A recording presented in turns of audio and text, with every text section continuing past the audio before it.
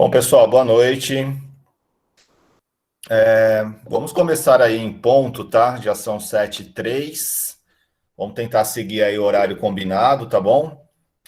O Macai já tá aí, Fernando de Geografia também, o Nando e o Fê tá aí também, tá? Boa noite. Boa noite, Macai. Boa noite, pessoal. Boa noite. Bem? Fala, Nando.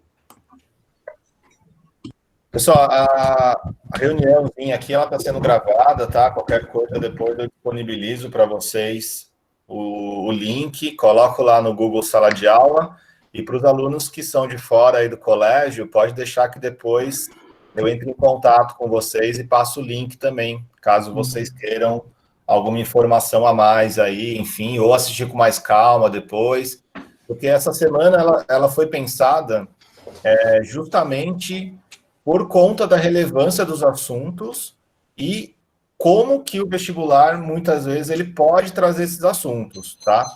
E assim, a gente tem que tomar um pouquinho de cuidado, né? Porque quando a gente fala, né, o assunto mais óbvio desse ano, que é o Covid-19, mas muitas vezes os vestibulares, eles acabam não sendo tão óbvios assim em relação àquilo que eles vão cobrar. Eles podem cobrar de uma forma interdisciplinar, por exemplo, né? Então, a Elaine deu uma super ideia para a gente, que é professora de literatura, e falou, ó, aparece algumas epidemias, por exemplo, no Quincas Borbas, que faz parte da lista de leituras obrigatórias da FUVEST, também tem uma doença que é citada lá em Campo Geral, que também está dentro da lista da FUVEST. Pô, os caras interdisciplinarem, então, Covid com literatura, é daqui para ali. Os caras são especialistas nisso e muitos vestibulares hoje, inclusive, buscam essa interdisciplinaridade justamente para sair do óbvio. E por isso que nós trouxemos aqui, primeiro, assuntos relevantes, especialmente assuntos relevantes que aconteceram aí mais até o meio do ano, no máximo em agosto, porque as provas dos vestibulares, muito provavelmente, agora já estão fechadas. Daqui a pouco eles vão segurar agora. A Unicamp normalmente trabalha assim, os outros não é muito diferente, tá? A Unicamp, por exemplo, ela faz 3 provas já. Provavelmente essas provas estão prontas. E daí, um tempo antes, um mês antes do vestibular, eles escolhem uma das 3 provas para mandar para impressão. Então, não adianta também a gente ficar buscando assuntos lá de novembro, que vai acontecer lá em dezembro, porque são menos prováveis de encaixarem no editorial das provas. Então, a gente tem que ficar atento justamente naquilo que aconteceu ou no segundo semestre do ano passado, ou esse ano. E esse ano está cheio, né? Então, muito provavelmente, os assuntos que nós selecionamos aí são assuntos que podem e vão cair nos vestibulares, com certeza. Então, a principal intenção é desmistificar um pouco essa ideia de que Covid vai cair só em biologia, tá? Ou que, nesse caso aí, a explosão lá no Porto de Beirute só pode cair em física ou em química, esquecer da questão da geopolítica que envolve ali na região, enfim, é justamente essa a nossa intenção, tá? Antes de começar também, aí eu já vou dar a palavra aí para os professores começarem as suas apresentações, eu queria lembrá-los que no último dia 17, que vai ser a última live, nós faremos aquele sorteio da bolsa de 100% para vocês com material didático incluso, tá? Eu queria só retomar alguns pontos aqui. Para vocês conseguirem participar desse sorteio, vocês precisam, daqui a pouquinho, né, já são 7h07, quando eu bater umas 7h10, 7h12, eu vou rodar a lista de chamadas aqui na nossa live. E isso gera um arquivo para mim. Todos os e-mails, eles vão para essa lista de controle, tá? E eu vou fazer isso todos os dias. Não vou fazer exatamente às 7, porque tem gente que entra um pouquinho atrasado, enfim, então vou fazer sempre 7h10, 7h12, 7h13, tudo bem? E vou fazendo esse controle até o dia 17. Quando chegar no dia 17, vai ter a live normalmente. No final da live, a gente vai primeiro bater essa lista de presença para ver quem participou de todos os dias, porque é um dos pré-requisitos aí para poder participar do sorteio, tá? E não se esqueçam daquele esquema que vocês precisam também fazer no Instagram. Ou seja, vocês precisam indicar 2 amigos lá nos comentários do post dessa semana de atualidades, e vocês também precisam marcar o Ápice Vestibulares no story de vocês. E para a gente conseguir analisar certinho se foi marcado ou não, aí vocês vão precisar deixar em modo público, pelo menos durante esse tempinho, até o dia 17, para a gente conseguir apurar com mais precisão aí quem contemplou, né, quem fez todos os requisitos, cumpriu todos os requisitos, e daí sim, essa pessoa sorteada, se cumpriu tudo certinho, a gente vai anunciar. Esse anúncio ele vai ser pelo YouTube. Não precisa, Natália. Você conseguiu colocar 2 comentários já no post e conseguiu marcar a gente no story já com @ápice vestibulares, já tá ótimo, já tá certinho, tá? Agora é só ter a presença em todos os dias.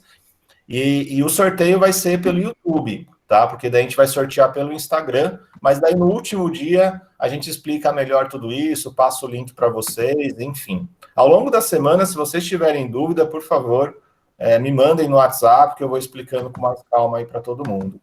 Beleza? Galera, um outro ponto rápido aqui, Macai de Física, Fefo de Química e o Nando aí, o Fernando de Geografia, tá? Cada um vai apresentar aí em torno de 20 minutos as suas respectivas matérias, disciplinas, né? Envolvendo aí aquela explosão lá no Porto de Beirute. E a última meia hora, 20 minutos, 25 minutos, a gente vai abrir para dúvidas, tá? Não fiquem com vergonha de perguntar. Como a gente não vai abrir dúvida entre o espaço de um professor e outro, se vocês quiserem pegar um caderno, ficar com, né, um bloquinho de notas aí no computador, já atentos, surgiu alguma coisa na fala ali do Macai, já anota a perguntinha, vai deixando aí, e nos últimos 20, 25 minutos eu faço a intermediação dessas perguntas aí, e vocês falam qual é a pergunta, qual é o professor que você quer que vá perguntar, tá? Quem que está perguntando? A Isabelle. Sim, nessa semana nós sortearemos apenas uma bolsa, mas essa semana ela vai acontecer mais 2 vezes ao longo desse semestre, mais uma em outubro, mais uma em novembro, e nós temos 3 bolsas também lá pelos simulados online, que também faz parte da campanha, tá? Simulado que vai ter agora dia 19 da Unicamp, dia 30 da FUVEST, e em novembro, que eu não lembro agora a data certinha, da Unesp. Cada simulado desse também garante uma bolsa para o primeiro colocado com a maior pontuação. Então, ao longo do semestre, nós sortearemos 6 bolsas de estudo 100% com material didático incluso para o extensivo 2021. Tá? Se tiver alguém do segundo ano da escola, do primeiro ano da escola, aí não vai participar porque ainda não vai precisar ano que vem, porque vai estar no terceiro. Se for segundo ano ou primeiro ano de outra escola e for sorteado, vocês podem usar essa bolsa depois que vocês se formarem, se for o caso. Ou se quiser fazer junto com o terceiro, aí vocês vão ter aí uma extensão do prazo para o uso dessa bolsa. Tudo bem? Não, Marcela, o número de pessoas que você marcar não interfere em relação à chance no sorteio, tá? É único, tá? É por pessoa. Eu vi que teve gente que marcou lá 6 pessoas nos comentários. Ela marcou 2, já cumpriu esse requisito. O próximo é o story, né? Tem que marcar. E o outro é a presença em todas as lives. Ponto. Uma única chance para cada um. Tudo bem? Aí qualquer coisa no finalzinho da live, se vocês quiserem, eu fico mais um tempo aqui, tiro um pouquinho mais de dúvida sobre essa questão aí do sorteio. Beleza? Pessoal, então vamos lá. Macai, quem começa é o Fernando, né? Isso, é o Fernando. Isso mesmo. Beleza. Bem, primeiramente, boa noite para todo mundo que está aqui, que está à noite aqui. Eu sei que não é só uma questão de... Só um minutinho. Opa! Desculpa, Fefo. Pô, eu tinha ensaiado esse começo. Foi mal, Fefo. Tô brincando. Esqueci de falar a questão do microfone. Tá, por favor, desliga o microfone. Bem, boa noite para todo mundo. Vou repetir a minha sequência aqui. É bom estar aqui com vocês. Ó, meio que eu adaptei o discurso. É um grande prazer iniciar essa semana de atualidades aqui do Ápice Eleva É uma semana cheia de assuntos interessantes, cheio de assuntos envolventes, e me foi dada a ingrata tarefa de começar a semana e de vocês não ficarem com a primeira impressão, tá? Então, eu espero que vocês realmente não fiquem com a primeira impressão, que vocês mantenham a força aí durante a semana em todos esses assuntos bem bacanas e que vão ser interessantes para vocês, e espero que isso não esteja contando os meus 20 minutos para a minha apresentação aí, tá? Então, para não demorar mais, eu vou apresentar aqui a minha guia aqui. Então, vamos lá. Então, se vocês não estiverem vendo, por favor, me avisem, tá? Dá um toquinho aí. E qualquer coisa que não esteja aí no script, de vocês não estarem vendo minha tela, vocês me avisem, por favor, tá bom? Então, como foi falado, a gente vai falar sobre Beirute, né? E a gente vai começar com uma visão química a respeito disso, né? Depois a gente vai para uma visão física e a visão da geografia, e vamos ver, e eu acho que a gente vai conseguir amarrar muito bem as coisas, complementar muito bem as informações aqui para vocês, tá? Então, eu vou passar rapidamente um pouquinho de história. Esse acidente que ocorreu em Beirute não foi o primeiro, tá? Infelizmente, nós tivemos vários acidentes semelhantes a esse, tá? Então, 1921 foi o primeiro que aconteceu, foi na primeira fábrica Haber-Bosch. Por que Haber-Bosch? Haber-Bosch está associado a um processo muito importante, histórico em química, de produção de amônia. Vocês vão ver já já que a amônia é um participante fundamental nesse processo todo, tá? Foi um acidente de 430 mortos, tá? Nós tivemos outro em 1947, aí no Texas, com 552 mortos e mais de 3 mil feridos, fora a destruição que ocorreu no local. Você também teve, usando o mesmo composto, que eu estou fazendo um pouquinho de mistério, mas vocês provavelmente já sabem qual num atentado feito no World Trade Center em Nova York, em 1993 também. Num processo de destruição no edifício também, numa implosão no edifício em Oklahoma, em 95. Em 2001, em Toulouse, na França, nós tivemos também 29 mortos e 650 feridos. E aqui no Brasil, nós também tivemos um acidente num galpão, num porto de São Francisco do Sul, lá no litoral norte de Santa Catarina. Então, nós também temos experiência com o nitrato de amônio, tá? A diferença desses acidentes, basicamente, né, como eu já falei, o que está por trás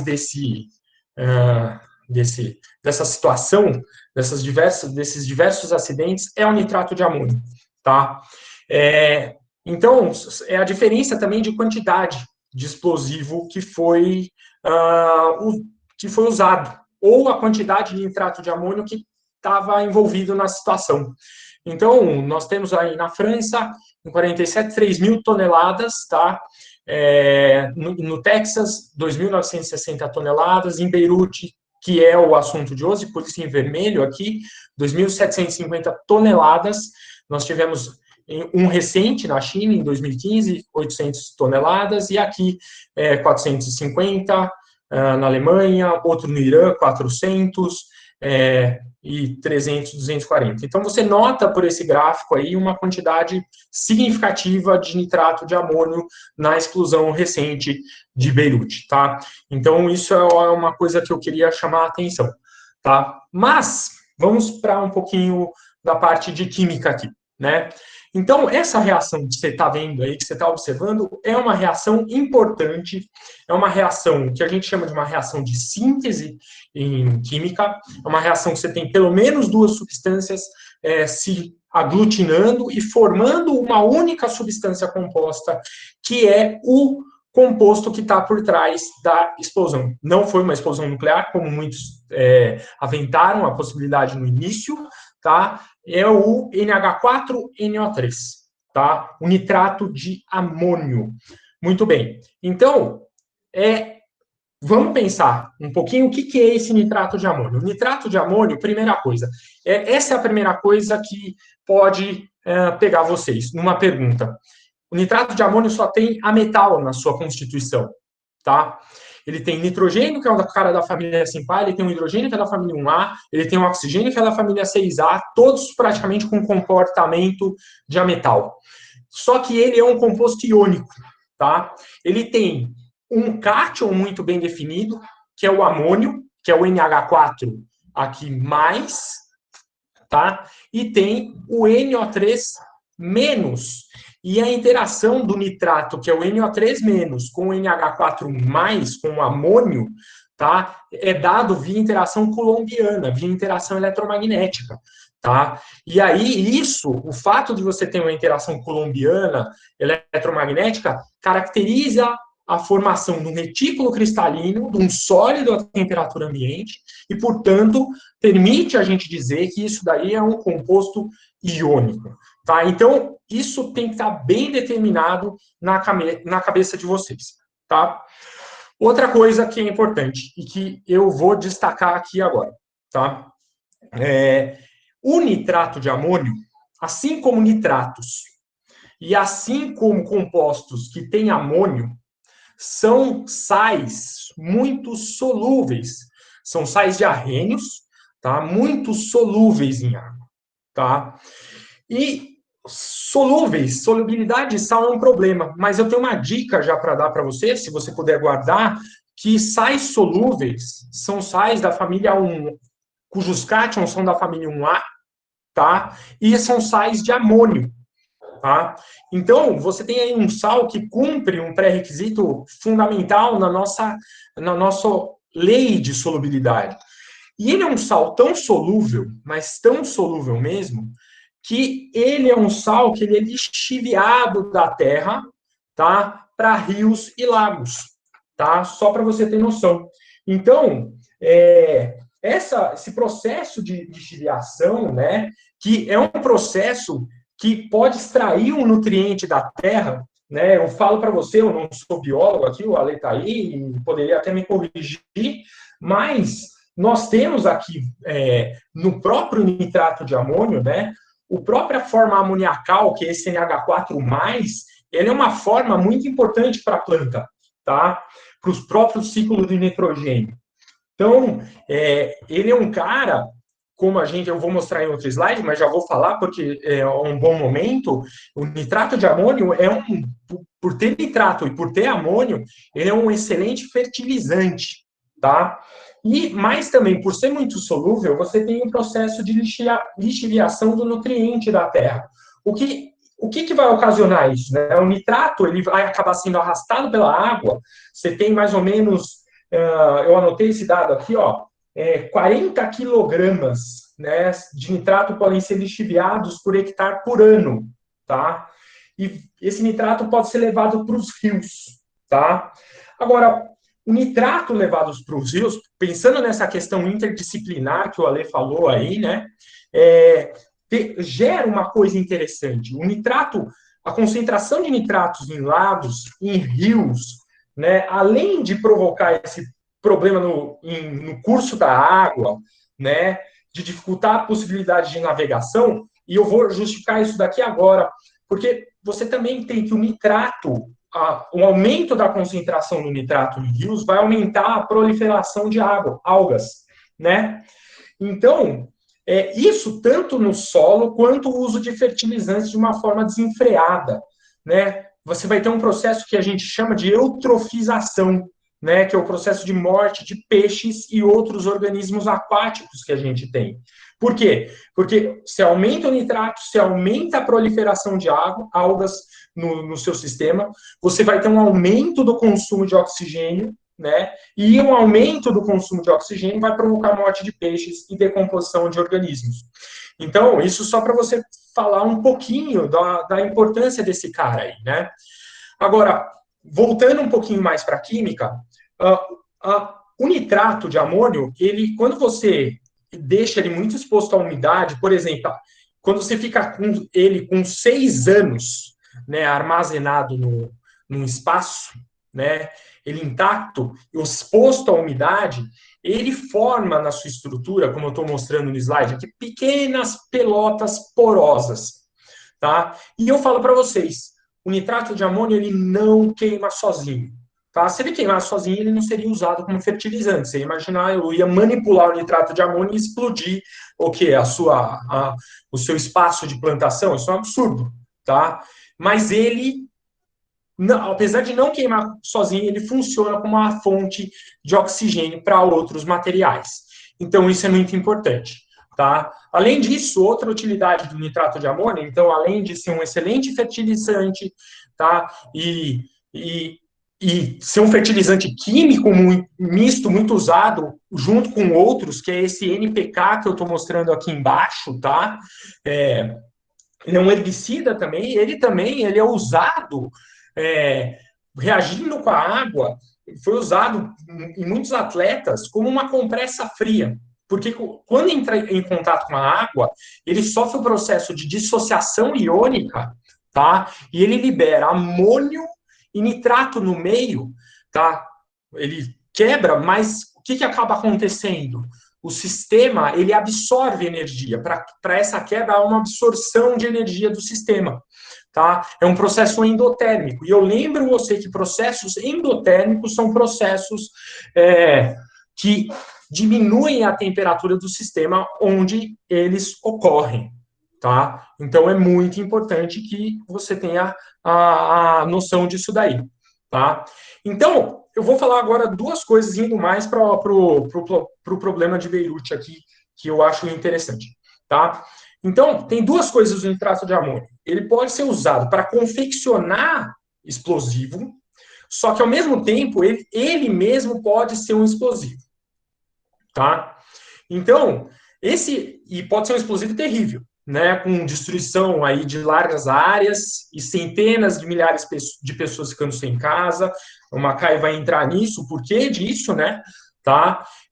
Para armazenar nitrato de amônio, você precisa ter um lugar ventilado, você precisa ter, isso é regra, isso é regulamentação, ter sprinklers automáticos, você precisa fazer uma questão da maneira como você vai empilhar esse nitrato de amônio, tá? Só que o nitrato de amônio em si, ele pode ser, além de confeccionar explosivo, ele também pode ser naturalmente, tá, um explosivo, tá? Então vamos entrar nisso. Por que ele pode ser um explosivo, tá? Então, deixa eu só mudar um pouquinho a tela aqui e vou passar para minha outra tela aqui, tá? Então vamos lá. Rapidinho essa transição aqui. Então, vamos lá.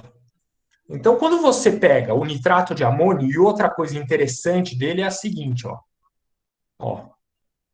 O NH4NO3, a gente pode fazer uma análise de NOx aqui dele, tá? De número de oxidação de carga de cada um. Então, o oxigênio é -2, certo? E aqui ele é -1. Olha que coisa interessante nele. Se você faz o íon nitrato, que ele é -1, tá? Ele tem que ter carga global -1. Então, o nitrogênio tem que ser +5. -2 vezes 3, -6, com o nitrogênio aqui +5. O amônio, que é o NH4+, ele tem que ser +1 aqui. E o hidrogênio aqui, ele tem que ser o quê? -3, para dar esse +1 desse cátion aqui, tá? Então, o que acontece? Dentro dele mesmo, você tem um nitrogênio com -3 e você tem um nitrogênio com +5, tá? Você tem um agente aqui redutor e um agente aqui oxidante, tá? Você tem no mesmo composto isso daí. O que ocasiona isso daí, né? Então, vamos lá. O que ocasiona no mesmo composto você ter um agente oxidante e um agente redutor? Você ocasiona na própria estrutura do retículo cristalino, tá? Do nitrato de amônio, uma estrutura querendo tomar elétron da outra. E o fato de você ter na própria estrutura elementos, no caso o nitrogênio, e o oxigênio aqui competindo em eletronegatividade, tá? Querendo elétron um do outro, vai gerar uma instabilidade no retículo. Vai gerar um desejo desses átomos envolvidos aí se reorganizarem. E qualquer coisa extra que possibilita, na verdade, essa reorganização, como um calor extra, tá? Ou como um outro composto que vai gostar desses oxigênios que estão aqui, tá? Pode gerar a explosão desse composto, tá? Que vem justamente de uma reorganização, né, desse cara, ou via um calor extra, ou via um outro composto que vai ajudar isso, que é um caso de um explosivo, por exemplo, tá? Que vai gerar uma energia excedente que tem que ser liberada para algum lugar, né? Se a gente pensar numa explosão, a explosão é basicamente um incêndio turbinado, né? Em um frenesi, né? Movido por uma hiperenergia que tem aí nesse lugar, tá? Então, é muito importante que vocês tenham essa noção, essa dimensão, tá certo? Muito bem. Então, eu vou passar agora lá para outra tela, para a gente voltar para a apresentação. Então, vamos lá. Então, muito bem. Então, aqui, com algumas imagens da devastação, tá? E, na verdade, eu vou pular um pouco esse slide, tá? E vou a dois pontos que são importantes aqui, tá? Que, primeiro, a questão das reações, tá? As reações, por favor, essas reações são importantes, tá? Nesse caso. O que aconteceu em Beirute? Em Beirute, né, o que supostamente, né, a gente tem você tem um calor extra, né? E esse calor extra foi o que motivou, né, a decomposição do nitrato de amônio.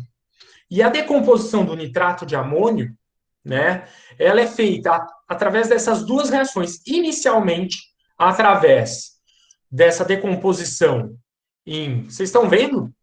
Então, né? Através dessa decomposição em N2O e água, 250 graus Celsius. E se a temperatura aumenta mais, você vai ter a decomposição em nitrogênio, água e oxigênio, tá? Tanto é que nós temos a presença, né? Eu vou voltar aqui à nossa figura inicial, essa presença dessa nuvem de fumaça aqui. Essa nuvem de fumaça está associado a quê? Está associado à água, ao vapor de água que você tem aí, né? Atrás da onda de choque, eu não vou falar disso, isso daí é o papel da física, tá? Mas uma redução de pressão, tá? Pré-onda de choque, fazendo com que a água, né, se condense nesse sistema. Qual é outro sinal que fez a gente perceber também, fez a gente, né, os especialistas perceberem que era uma explosão associada ao nitrato de amônio? Talvez nessa figura não dê para ver, mas nessa figura dá para ver, tá? Que é a figura que mostra uma nuvem avermelhada. Essa nuvem avermelhada aí, castanha avermelhada, é um subproduto daquelas reações que eu mostrei agora, que é a presença do dióxido de nitrogênio no sistema, que está associado que foi observado em outras explosões, em outros cenários, né, como aqueles históricos que eu falei para você inicialmente, mas que também está presente aí no caso da explosão de Beirute, né?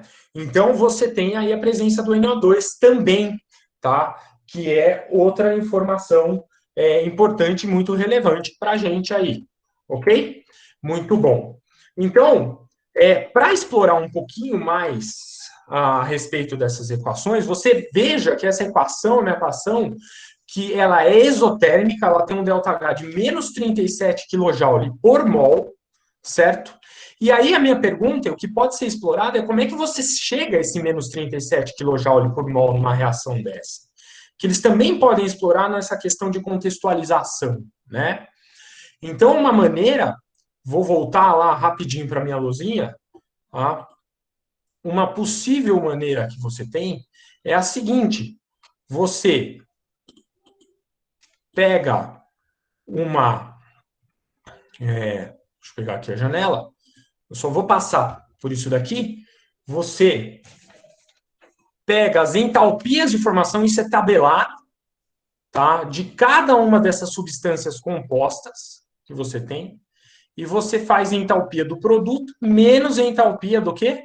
Do reagente. Então, você pega a entalpia do N2O, aqui, que é 82 kJ, certo?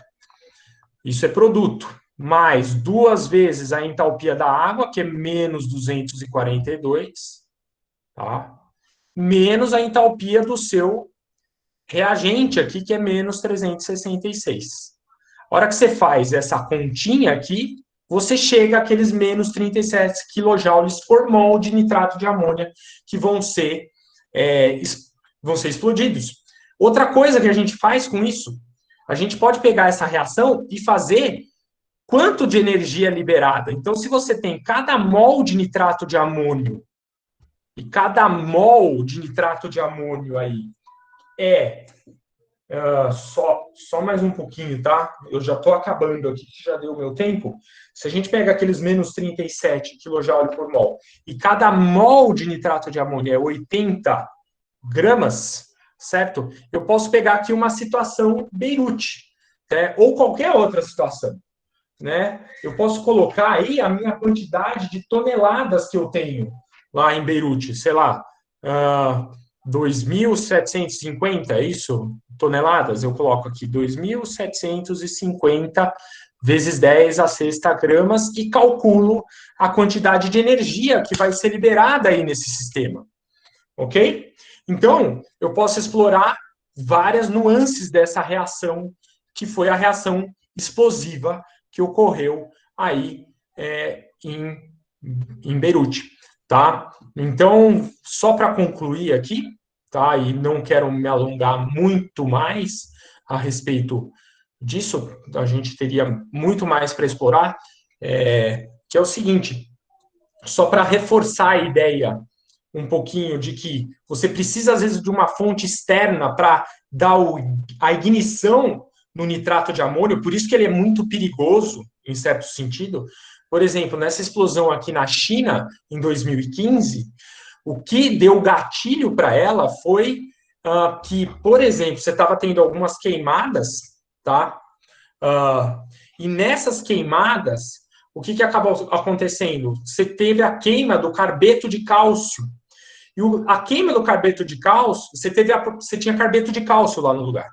O carbeto de cálcio lá no local, ele, como a água que os bombeiros estavam usando, você vê, os bombeiros estavam tentando controlar um incêndio, aí na região tinha carbeto de cálcio, nessa reação com a água usada pelos bombeiros, acabou sendo produzido acetileno. Acetileno, cara, acetileno é um combustível. E o acetileno entrou em o quê? Ele entrou também em combustão. A hora que ele entra em combustão, o calor produzido pela combustão do acetileno foi responsável por dar ignição à explosão do nitrato de amônio, tá? Então, aí deu esse problema, né? Que foi motivado por outras reações aí, ok? Então, é isso daí, tá? Eu acho que só para acabar, né? Você tem várias pistas para investigar a explosão, né? E o que eles fazem é ver a presença de cratera, ver os raios dos danos, né? Calcular a distância. Isso é para fazer o gancho para a aula do Macay. As indicações direcionais, né? Da explosão, os fragmentos gerados, os estilhaços que foram lançados. E, claro que isso é uma montagem de um quebra-cabeça e a linha do tempo é fundamental para estabelecer exatamente qual foi o responsável, por quanto tempo todo o sistema ficou exposto ao fogo que gerou o calor que foi gerar o trigger, deu o trigger para o nitrato de amônio explodir, certo? Pessoal, obrigado, é isso. Agora vamos com a física. Beleza, pessoal. Só dá um help aí, estão me ouvindo? Tá tudo certo? Ok. Tranquilo. Beleza, então, galera. Beleza, Enzão, valeu. Vamos começar aqui, então, a apresentação. Vocês estão vendo a minha tela aí? Tá tudo certo? Tudo Positivo. certo, Paulo. Pode ir. Então, beleza. Então, pessoal, para quem não me conhece, meu nome é Paulo, professor de Física. Eu vou ficar com a câmera desligada porque deu algum problema aí, ela estava dando que não estava reconhecendo. Tem a minha foto aí, beleza? Uma visão física sobre Beirute, pelo que eu vi da aula do Fernando, eu acho que na física, quando isso cobrado em vestibular, vai ser de maneira mais simples. Os temas que a gente vai ter que estudar aqui, que eu acho que vai cair, são onda de choque e estrondo sônico. Eu vou explicar, vou falar da velocidade do som, vou explicar como que a velocidade do som se propaga, o avião supersônico e esse terceiro tópico aqui, que eu acho que é a minha aposta. É a minha aposta, eu acho que a Unicamp pode cobrar isso. Se ela for cobrar Beirute na parte de física, com certeza, quase certeza, a gente não tem certeza de tudo, mas essa parte aqui pode ser cobrada. E eu acho que, apesar de ser simples, ela não é conhecida por muitos alunos, e isso traz uma certa dificuldade. Eu nem falo da análise dimensional, mas eu falo dessa terminologia aqui, dos problemas de Fermi, que vocês vão saber o que é. Então, a gente começa aqui com ondas de choque, tem uma foto aqui, o Fernando já explicou bem sobre os efeitos da onda de choque, mas antes de estudar a onda de choque, vamos falar um pouco sobre a velocidade do som, porque ela está intimamente ligada ao fenômeno. A velocidade do som ao nível do mar é de 340 metros por segundo, ou 1.224 quilômetros por hora. Essa velocidade ela pode variar dependendo da pressão, dependendo da altitude. O Felix Bungalter, eu não sei se vocês sabem quem é aquele austríaco maluco da Red Bull que saltou de um balão a não sei quantos mil metros de altitude. Ele quebrou a velocidade do som, mas ele não precisou chegar a 1.224 quilômetros por hora. Esse conhecimento da velocidade do som, isso é simples, eu acho que você sabe, se você esquecer a velocidade do som, ela é passada no vestibular. O grande ponto que pode ser uma surpresa para vocês é o número de Mach, acho que em alemão é Mach que fala, que é uma medida dimensional de velocidade. Ela é a razão entre a velocidade do objeto pela velocidade do som. Então, essa é uma surpresa que pode ser cobrada no vestibular, que se o aluno, é simples, mas como o aluno às vezes nunca ouviu falar disso na vida, às vezes com a informação do texto ele não consegue sair da situação. Então, o número de Mach é a velocidade do objeto, dividido pela velocidade do som. Um exemplo simples, um Boeing 737-700 tem velocidade máxima de 840 km por hora. Se eu fizer a velocidade dele, 840 km por hora, dividido por 1.224, eu vou ter aqui 0,68 Mach, certo? Um MiG-25, um interceptador soviético, da década de 80, tem velocidade máxima de 3.494 km por hora, ou 2,85 Mach. Então, isso pode aparecer no vestibular, é bom você saber. Falando um pouquinho mais da onda de choque, eu não vou ler isso que está do lado esquerdo, ela é uma onda que é um distúrbio em propagação de propriedades como velocidade e pressão variam de maneira abrupta e quase descontínua. Isso você pode ver na foto do Fernando e você vai ver no vídeo que eu já vou passar para vocês. Devido a essa variação de pressão, houve uma camada de líquido que se formou um pouco antes das pessoas sentirem a explosão. Isso foi devido à onda de choque, e sempre que você tem uma explosão, você vai ter essa onda de choque, que é geralmente maior que a velocidade do som, certo? Dois exemplos ordinários de quebra da velocidade do som, que podem ser cobrados no vestibular, eu estava pensando aqui, é o trovão, que é um efeito parecido, porém a origem da onda de choque não é uma reação violenta, como no caso do nitrato de amônio, mas sim uma descarga elétrica, e o chicote também, que já apareceu no vestibular. Aquela ponta do chicote, quando você ouve aquele estrondo, ela é a quebra. Eu vou explicar para vocês, é a onda de choque da quebra da velocidade do som. Mas por que eu coloquei aqui um dinossauro? Na verdade, o nome do dinossauro aqui é aptossauro.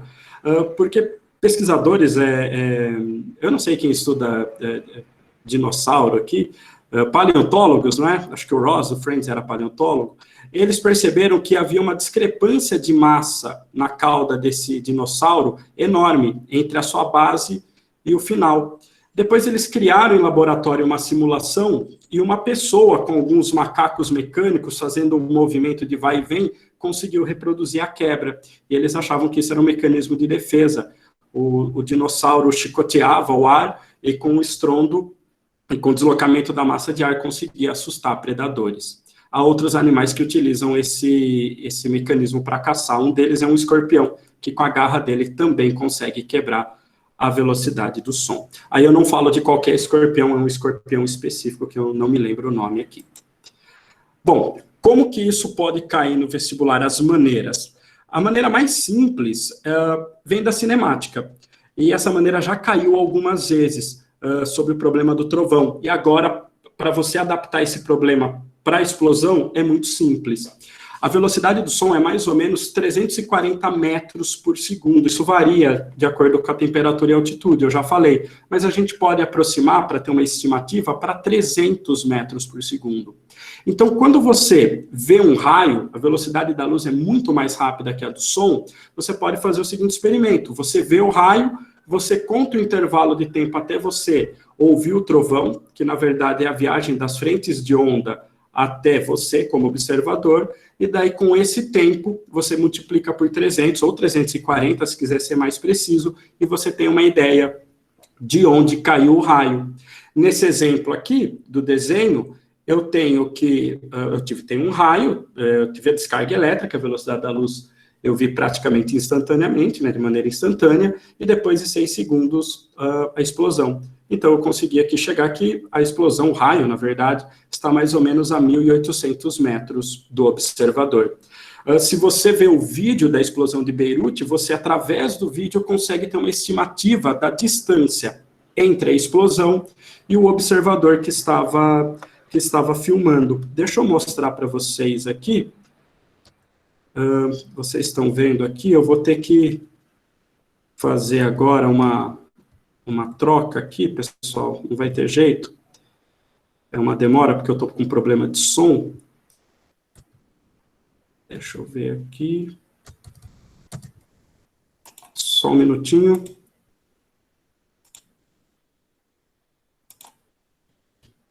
Me dê um toque aí se vocês estão ouvindo aqui, ó. Vamos lá.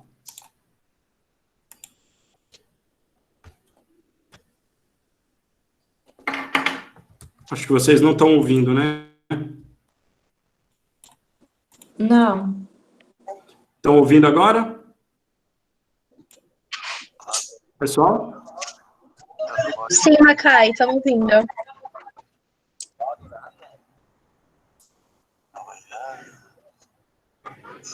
Tá, aqui teve a explosão, deixa eu congelar. Você pode ver aquela camada de líquido que surge devido à variação de pressão. E, então, a explosão está acontecendo nesse momento, a gente pode colocar aqui 12 segundos e vamos ver quando que a gente escuta o estrondo.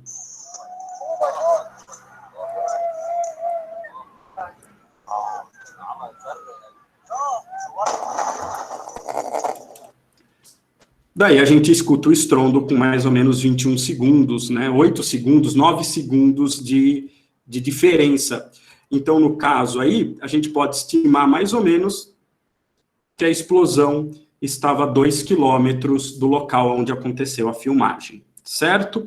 Deu para ver? Trocou de tela aí, pessoal? Me dá um help aí, porque é um pouco difícil fazer. Trocou, voltou. Beleza. Bom, agora aqui, o tema mais difícil é o avião supersônico, né? É o mesmo tema, é o estrondo. A gente está falando de estrondo sônico, só que como se forma o estrondo de um avião supersônico é um pouco diferente. e que nem o Alexandre disse, né? O tema pode estar ali, pode falar de Covid, ou eles acharem que todo mundo vai achar que vão falar de Covid, apesar que eu acho difícil fugir do Covid, desse assunto. Mas Beirute, vamos falar de Beirute. Que tal falar de um assunto relacionado a Beirute, mas que não esteja, não seja tão diretamente conectado? E aí me veio à cabeça o avião supersônico, que é uma coisa que as pessoas sempre me perguntam na sala de aula, e aqui a gente vai explicar como que funciona. Falou um avião supersônico, para quem não sabe, é um avião que voa acima da velocidade do som, Mach 1. Acima de Mach 1 é acima da velocidade do som. A aerodinâmica desse avião ela é completamente diferente de um avião subsônico. E aqui do lado direito a gente tem um Concorde, um avião francês, que é supersônico, mas qual foi o problema de engenharia? O problema de engenharia foi que ele é supersônico, ele ficava 3 horas viajando à velocidade de som, para ligar Londres a Nova York, mas na hora de pousar, gente, ele é subsônico. E aí você envolvia 2 aerodinâmicas completamente diferentes. Então o Concorde tem partes móveis. A maioria das pessoas vê o bico do Concorde para baixo, né, na hora do pouso ou da decolagem. Mas na fase de voo supersônico, ele tem que levantar para que ele tenha aerodinâmica adequada para romper a velocidade do som. Essa aerodinâmica é um complicador. Por quê? Se a gente olha como que um avião quebra a velocidade do som, quando ele é subsônico, você tem essa configuração de ondas. O avião, ele emite o som, mas ao mesmo tempo ele viaja e você tem uma compressão de ondas nessa região. O efeito Doppler explica isso. Pode ser que o efeito Doppler seja cobrado no vestibular relacionado a esse tema, mas eu acho mais difícil. Depois, quando o avião está na velocidade do som, essas camadas de onda vão se sobrepondo. E nesse ponto a gente tem uma situação bem delicada. Por quê? Porque essa camada aqui, ó, que ele está chamando de overlapping, ela é muito espessa e ela gera uma turbulência imensa. Então o avião, ou ele diminui para cair para a velocidade subsônica, ou ele acelera para quebrar a velocidade do som. Essa é a pior condição para ele ficar, devido à turbulência. Depois que ele passa a velocidade do som, se forma um cone de choque, que aqui não está muito bem explicado, a próxima figura vai ficar mais clara, já que o som sai do motor, mas uma parte do avião está à frente do som. E é esse cone de choque que faz a gente sentir o estrondo sônico. A próxima figura aqui mostra isso de maneira mais clara, tá vendo? O avião na frente e o seu cone de choque atrás. Aquela figura anterior, ela é boa pelo contexto, mas a última figura não ficou bem legal. E aí você consegue entender como que a gente escuta o boom sônico. Essa figura aqui é bem clara. O avião passa, e aí o que acontece? Atrás do avião vem o cone sônico. E essa região aqui, ó, esse limite é um limite de overlapping, onde a pressão é muito intensa. E quando essa pressão te atinge, você sente o boom. E depois você sente, você está imerso no cone de som, você continua ouvindo o som do avião numa intensidade menor. Certo? Então aí eu tenho aqui agora um outro vídeo para mostrar para vocês de como acontece essa quebra. Tá? São várias quebras, aí é fácil de achar na internet. Vamos ver?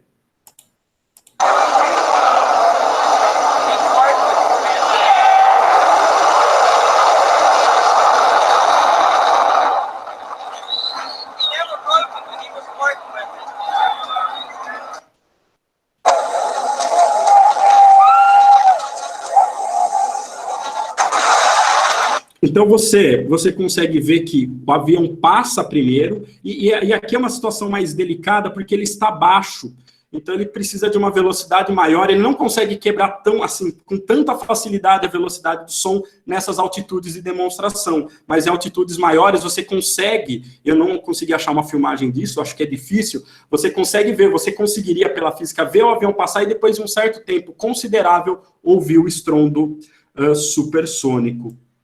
Certo? Agora aqui a minha aposta, problemas de Fermi e análise dimensional. Análise dimensional, acredito que muitos de vocês já viram.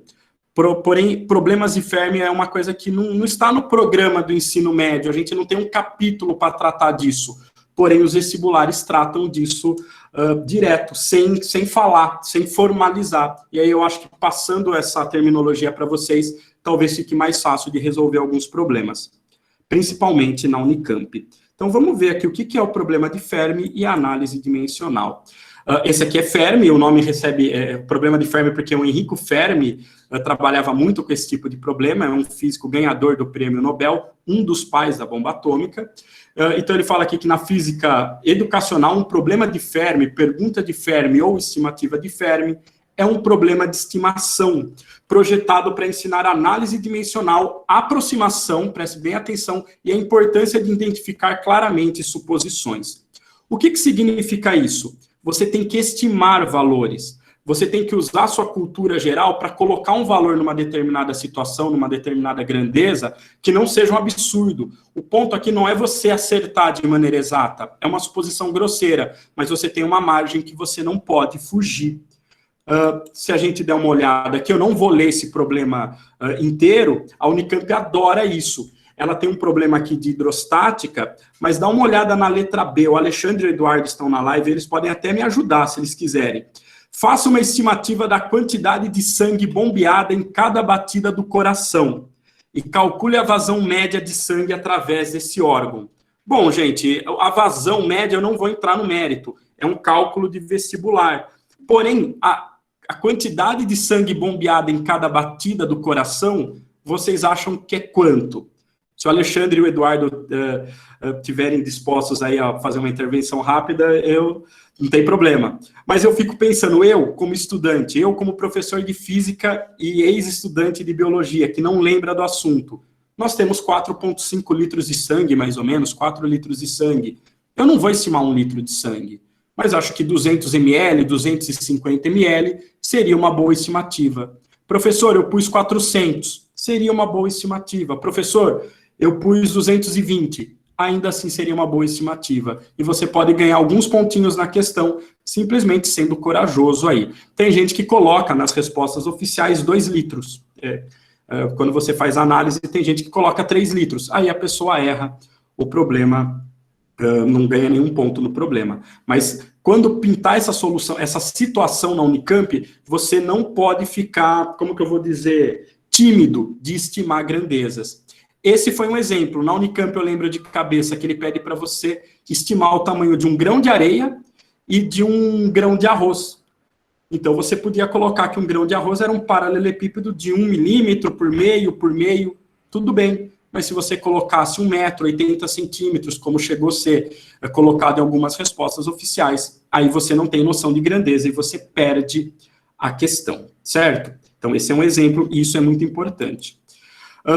Como Enrico Fermi estimou a energia da primeira bomba, chama Trinity, usando tiras e papel. Ele ficou famoso porque ele adorava esses tipos de problema.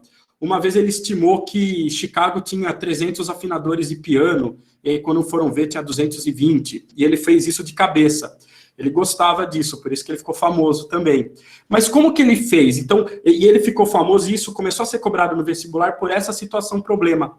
Como que ele estimou isso pode ser cobrado no vestibular? Ele, quando a bomba explodiu, ele ficou num abrigo a 16 quilômetros da bomba. E aí ele sabia, por análise dimensional, que o joule de energia é força vezes distância. Se você lembrar de trabalho, F, Newton, vezes metro dá joule. Então, uma unidade de energia seria a força vezes a distância de viagem das tirinhas de papel. Mas essa distância ela pode ser escrita como ΔV sobre área, sobre delta área, né, sobre delta A. Então, força sobre área é pressão. Então, ele sabia que a energia poderia ser estimada estimando a pressão atmosférica vezes a variação de volume da onda de choque. Então, assim que teve a explosão aqui, ó, esse cogumelo vermelho, as ondas começaram a se propagar. Deixa eu ver aqui, deixar um pouco aqui em cima, que está aparecendo a régua. E aí, o que acontece? Quando a onda estava perto de chegar dele, ele soltou tirinhas de papel e elas viajaram uma distância que está aqui embaixo, ó, D. Elas viajaram de um ponto a outro. O que ele fez? Ele estimou a pressão como mais ou menos 1 atmosfera, 1 vezes 10 à quinta, e a variação do volume é a área lateral, 4πr ao quadrado, 16 quilômetros, vezes essa distância, 2,5 metros. Professor, mas isso é muito grosseiro. É verdade, é bem grosseiro mesmo. Não é preciso. Daí ele veio, no próximo slide a gente tem aqui, ele pegou que a energia é a pressão, vezes A área lateral, né, é uma onda esférica, a área lateral de uma onda esférica é 4πr ao quadrado, vezes 2,5. Ele chegou em 6,4 vezes 10 a 13 joules. 1 quiloton de TNT é 4,2 vezes 10 a 12, e a energia em quiloton foi de 15 quilotons de TNT. Na verdade, os equipamentos perto do epicentro da Trinity detectaram 21, 22 quilotons de TNT. Então, com tiras de papel e usando o bom senso, ele conseguiu estimar a energia de uma explosão atômica.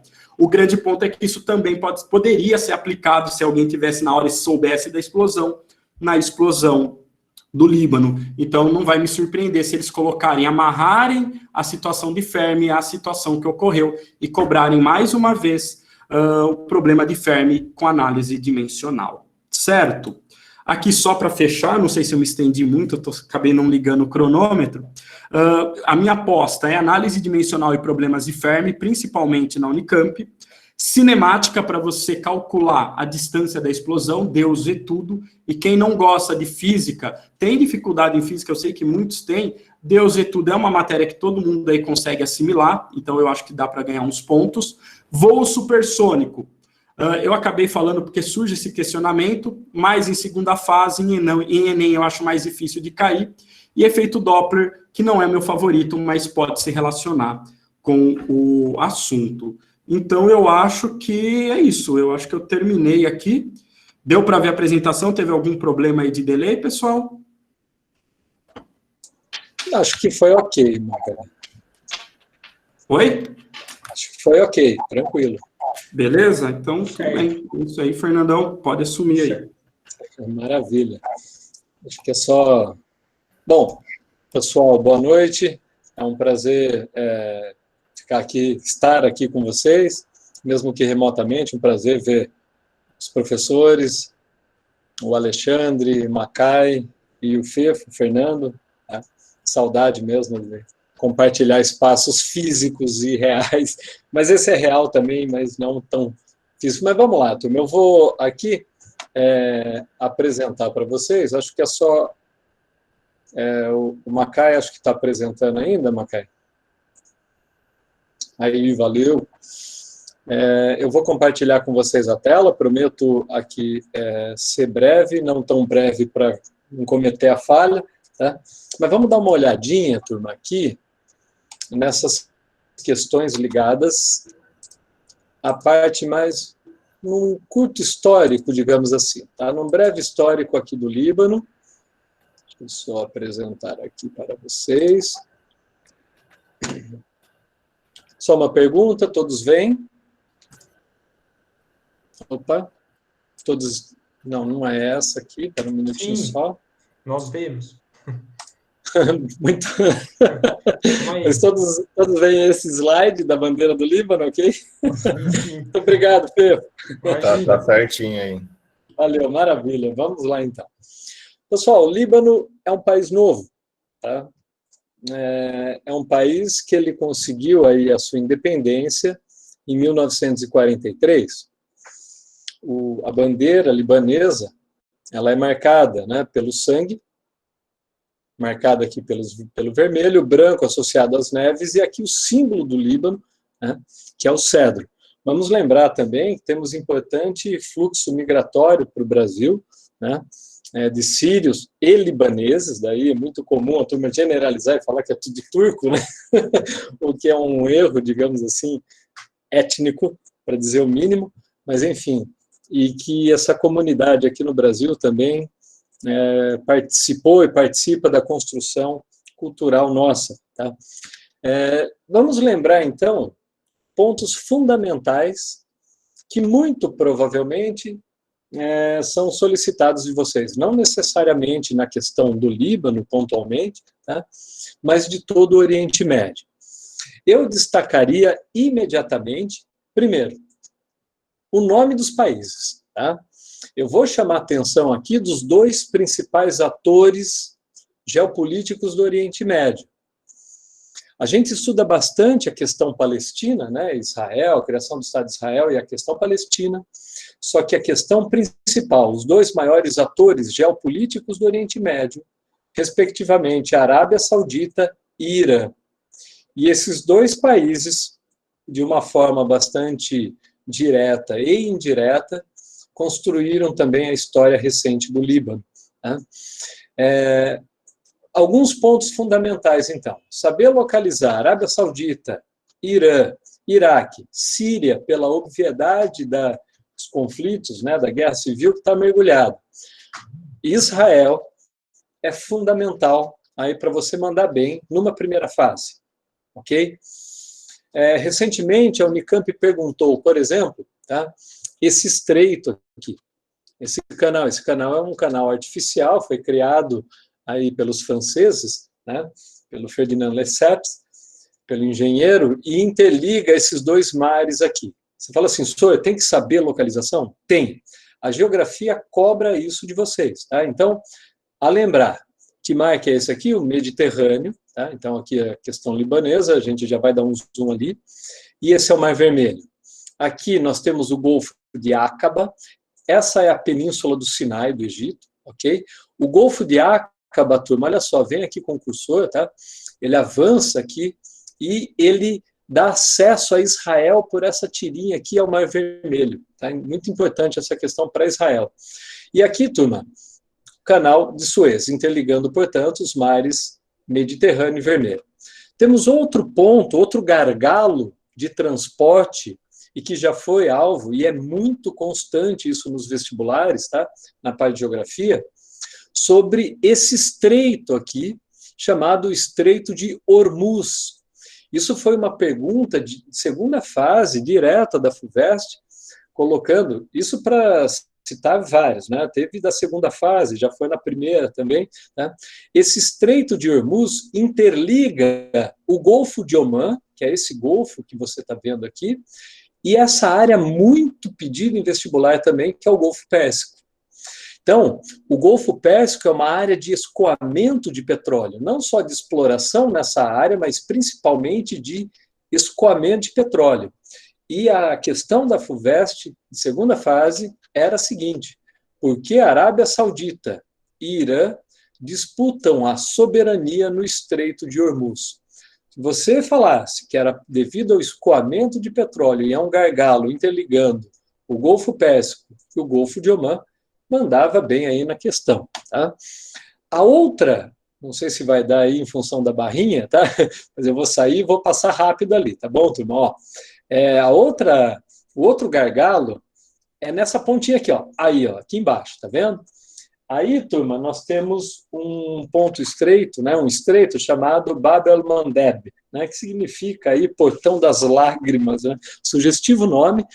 Observem aí nessa porção do Iêmen, próximo à África, tá? A porção do chifre da África, também é uma região extremamente estratégica, porque interliga essa parte do Golfo de Aden à entrada do Mar Vermelho.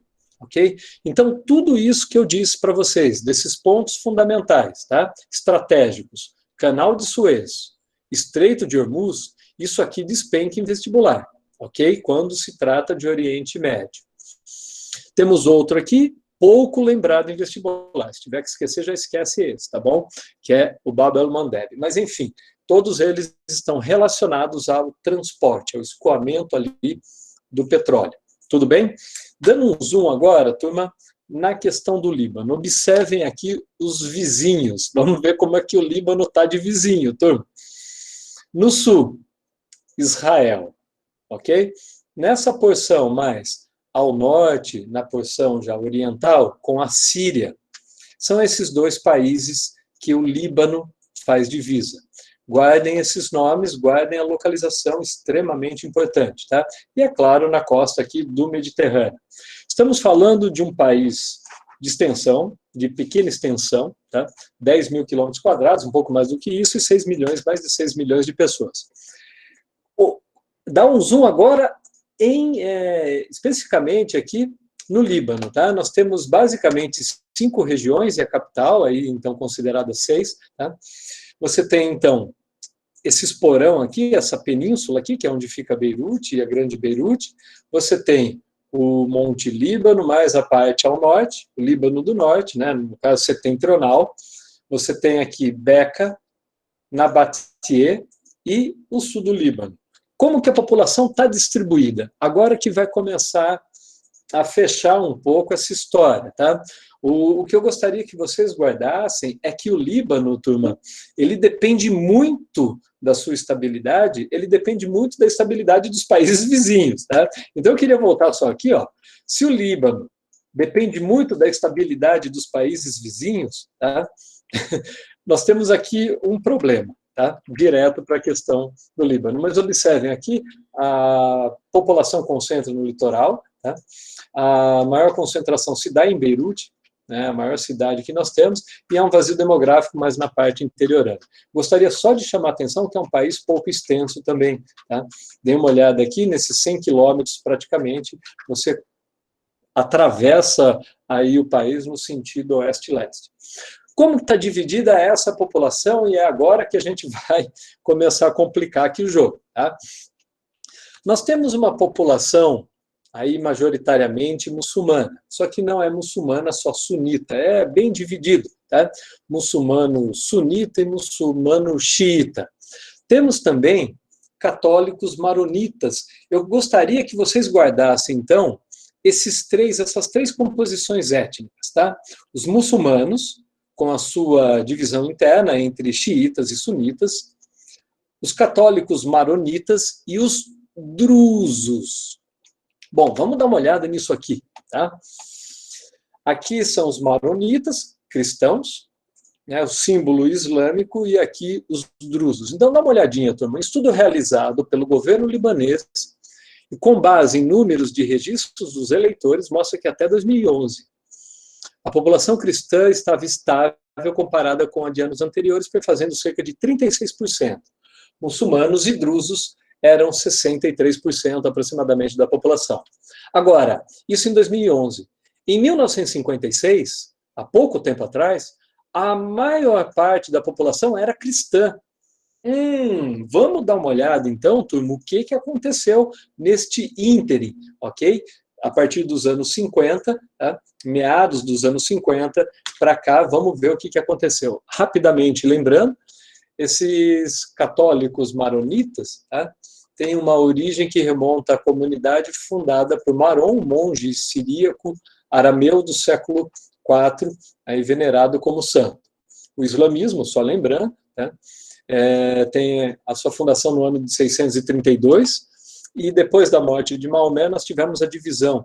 A maior parte, né, do islamismo, né, dos muçulmanos, Islã, turma, significa submissão, tá? No caso, submissão a Alá.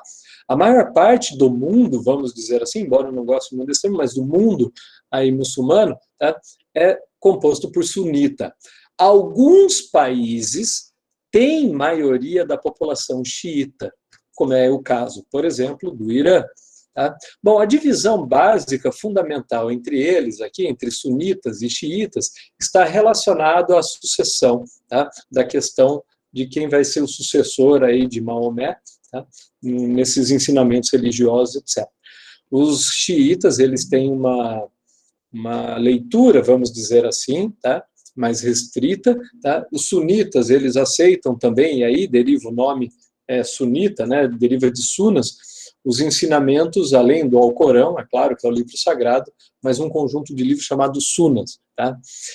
Eu não gosto da denominação também de falar que um é radical e o outro não. Tá? Ou então, pior ainda, é falar que aquele é um jihadista. Isso é horrível, isso foi um termo cunhado, digamos assim, criado aqui para simplificar uma questão extremamente complexa. Falar que um jihadista, né, como sinônimo de terrorista, isso é uma depreciação a essa religião monoteísta. Tudo bem? Tudo. Lembrando que é uma das três grandes monoteístas e está aí, junto com o cristianismo e ao lado também do islamismo e o judaísmo, ok? E o druzismo, o que é isso, cara? De onde vem isso, tá? Os drusos, um grupo, então, essencialmente, tá? Que tem a sua origem lá no Egito, no século aí 11 depois da era cristã. Tá? Eles têm uma fundação basicamente dentro do islamismo, só que eles aceitam outras influências, outras questões esotéricas, tal, etc., né? E muito condenado já pelo islamismo tradicional. Bom, então vamos lá. Você tem católico maronitas, você tem islã, tá? Os islâmicos, divididos aí em xiitas e sunitas, e você tem os drusos. Quer dizer, ninguém está se entendendo. Eu quero agora compor, então, o que vai acontecer ali com o Líbano. Vamos lembrar que essa história do acordo Sykes-Picot, lembrando a história, o que foi isso, turma? Tá? Quando a Primeira Guerra Mundial e o fim do Império Turco-Otomano, a região foi dividida em zonas de interesse, principalmente francesa e britânica. Tá? A independência dos países, basicamente do Oriente Médio, remonta aí à década de 40. Com a ocupação francesa, para facilitar a administração, lá no ano de 1942, foi criado um tal de confessionalismo. E aí você diz, o que é isso? E isso é importante, destaca aí, confessionalismo. É a divisão do poder político, institucional, proporcionalmente entre as comunidades religiosas. Agora eu vou voltar. Se em 1956 você tinha uma população majoritariamente cristã, e já em 2011, majoritariamente muçulmano, temos um problema demográfico com essa divisão. Tá? Bom, isso foi usado como elemento, digamos assim, por interesse das potências maiores regionais e até externas, como a gente vai dar uma olhadinha rapidamente. Mas no ano, então, voltando, tá, de 1943, nós tivemos, então, a independência do Líbano junto à França, ok? Você tem a maioria, então, de cristãos até a década de 60, e devido aí ao turismo, aos serviços financeiros, né, nós tínhamos aí o Líbano conhecido como a Suíça do Oriente Médio. Cara, o que aconteceu então? Fala logo. Vamos lá então. A questão que é muito tratada, tá, e que é muito pedida em vestibular também, que é a questão palestina. O que tem a questão palestina a ver com essa, digamos, mudança demográfica, religiosa, ali no Líbano? Tá? Lembrando que no ano de 48, turma, nós tivemos a independência de Israel. Nós tivemos, então, a ocupação já de parte de Jerusalém. Nós tivemos, então, uma saída de palestinos dessa região. E depois, na Guerra dos 6 Dias, depois a gente pode até comentar, falar mais, eu não vou me aprofundar aqui nessa questão, tá? Então, em 48 e em 67, Israel invade, ocupa várias áreas que pertencem ao povo palestino, incluindo aí, na Guerra dos 6 Dias, a faixa de Gaza, a Cisjordânia e até a Península do Sinai, que pertencia ao Egito. Tá? Mas eles, então, quem? Os palestinos, eles promovem uma diáspora. Atenção ao termo. Quando a gente usa apenas diáspora, normalmente nós nos referimos à diáspora dos hebreus, ok? Mas o termo diáspora você pode utilizar para outros povos, como é o caso, por exemplo, da diáspora palestina, que aconteceu principalmente no ano de 67. Para onde alguma parte significativa dos palestinos foram? Para o sul do Líbano. Guarda isso, cabeça. Guarda isso. Sul do Líbano. E no sul do Líbano, você tem uma formação da chamada Organização para a Libertação da Palestina, OLP, a famosa OLP de Yasser Arafat. E também, no sul do Líbano, nós temos a formação do Hezbollah. É importante esse momento, muita atenção. O Hezbollah, Partido de Deus, esse é o significado, tem a sua formação no sul do Líbano, a partir da diáspora palestina da Guerra dos 6 Dias em 67. Ok? Isso é claro, o Hezbollah ele veio se consolidar depois, tá, turma? Lógico que não foi na guerra, foi aí um tempo depois. Bom, população palestina, turma, é muçulmana. Começa, então, com a diáspora palestina, saindo da região da Filistina, da terra dos filisteus, né, da Palestina, indo em direção, devido à ocupação israelense, indo para o sul do Líbano, desequilibra a questão demográfica. E aquela divisão do confessionalismo já não estava mais dando efeito, não dava mais resposta. Tá? E aí nós tivemos, então, a Guerra Civil no Líbano. A Guerra Civil no Líbano, ela tem a duração de 1975 a 1990. Tem algumas fases, eu vou passar rapidamente por ela, tá? Mas uma verdadeira carnificina rola volta e meia. Cristão, claro, né? Vamos ser bem direto, né? Grupos religiosos motivados aí por ódio, por vingança, acabam aí corroborando para esse cenário aí bastante fragmentado, enfim, catastrófico. Primeiro, 1976, ali, massacre em Carantina, era uma favela em Beirute controlada pela OLP, ocupada por curdos e palestinos muçulmanos.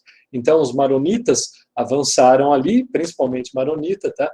Facções maronitas, e promoveram massacre nessa favela. Em 1978, nós tivemos uma invasão israelense no sul do Líbano, e isso é uma frequência, turma. É muito frequente isso.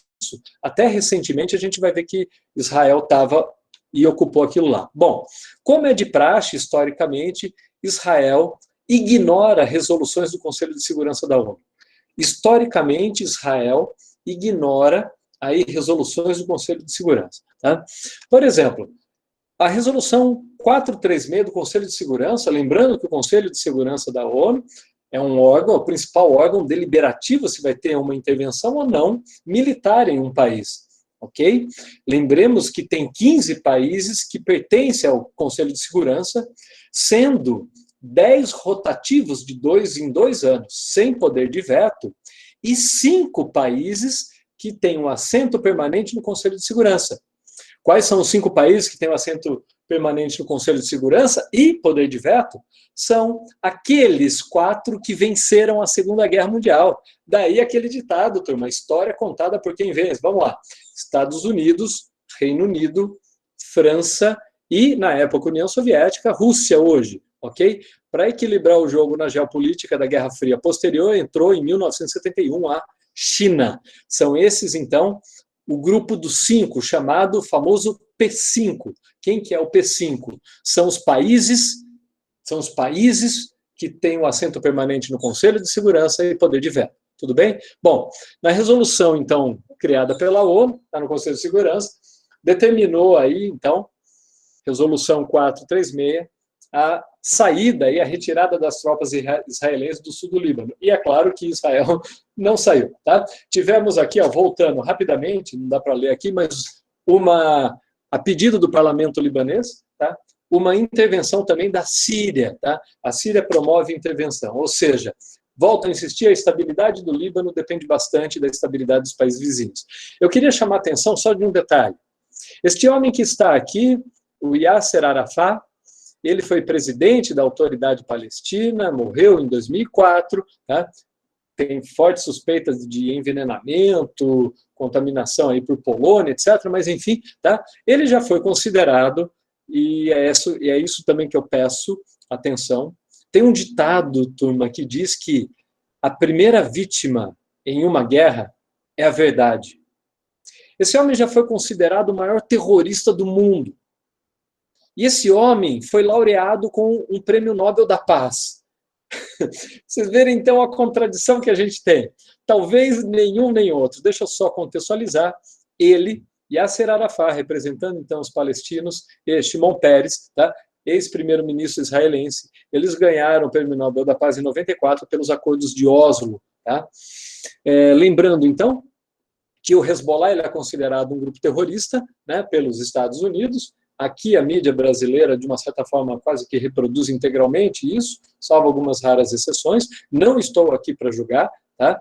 Para analisar, mas o Hezbollah tem ali, é uma organização política também, você tem o braço político, né? Paramilitar xiita. Lembra, então? Nascido em 1982. Nascido em 1982 no sul do Líbano. Fruto do quê? Fruto daquela diáspora palestina, essencialmente de 67.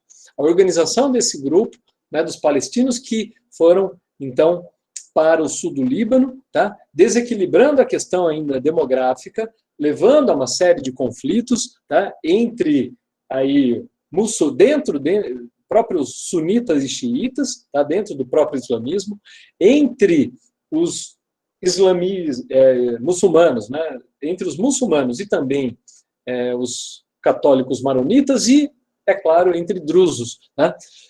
Em 82, Israel também invade de novo e faz a Operação Paz na Galileia. Essa é considerada uma primeira guerra no Líbano. E em 82, em setembro de 82, você tem um massacre de Sabra e Shatila, os campos de refugiados palestinos aí localizados no Líbano. Tá? Deixa eu só mostrar rapidamente o que aconteceu. O massacre em Shatila é considerado uma resposta, tá?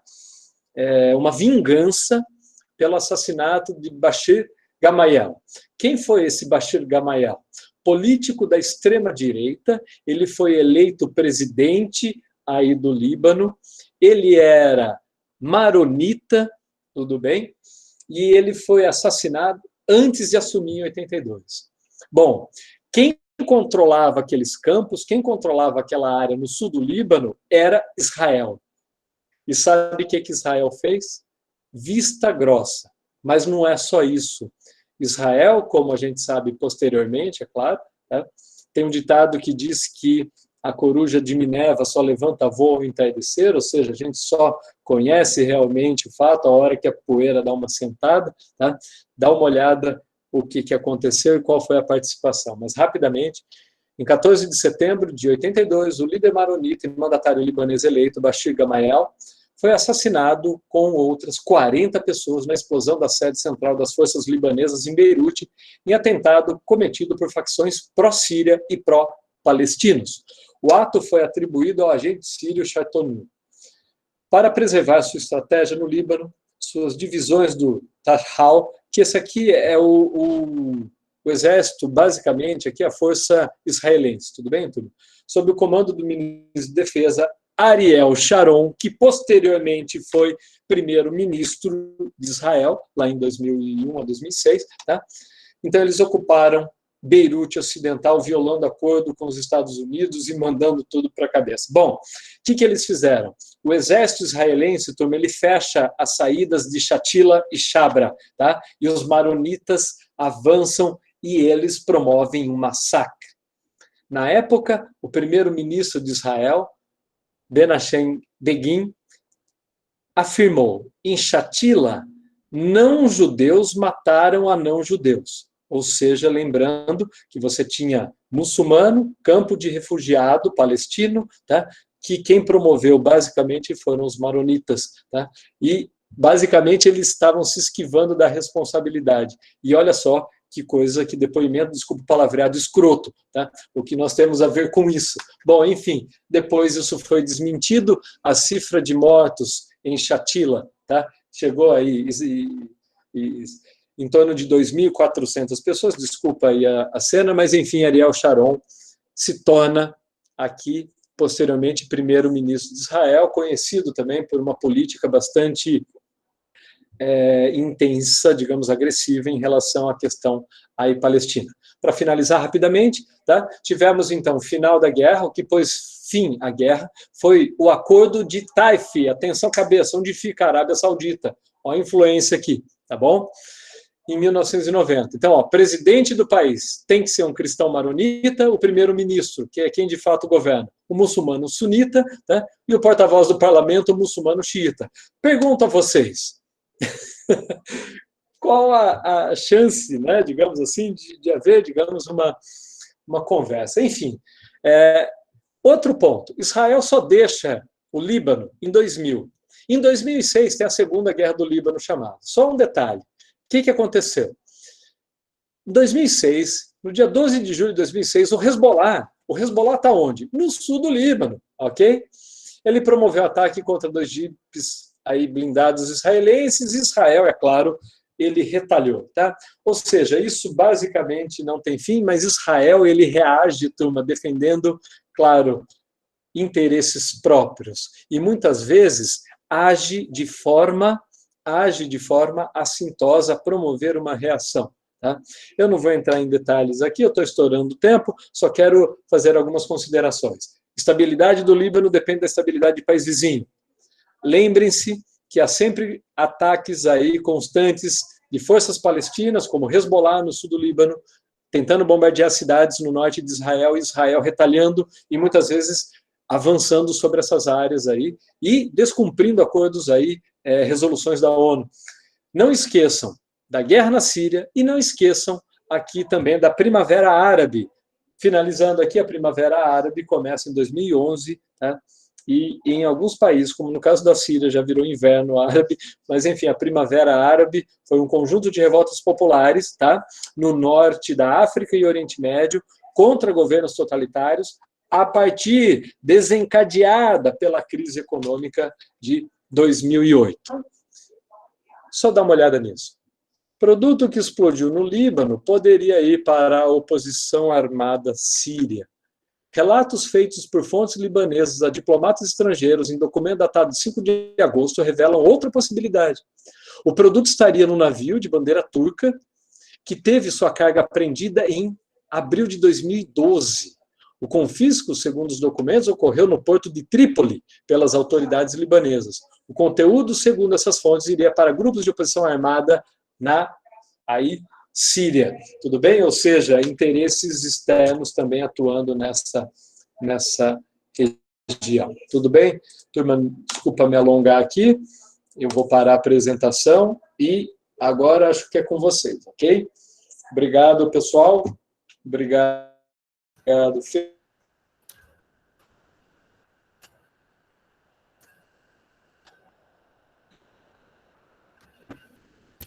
Nossa, travou exatamente no finalzinho, Fê, o som. Deu tempo? Acho que eu falei demais, é isso? Mas, enfim, não, foi bem no final mesmo. Mas voltou agora, tudo certo. Valeu.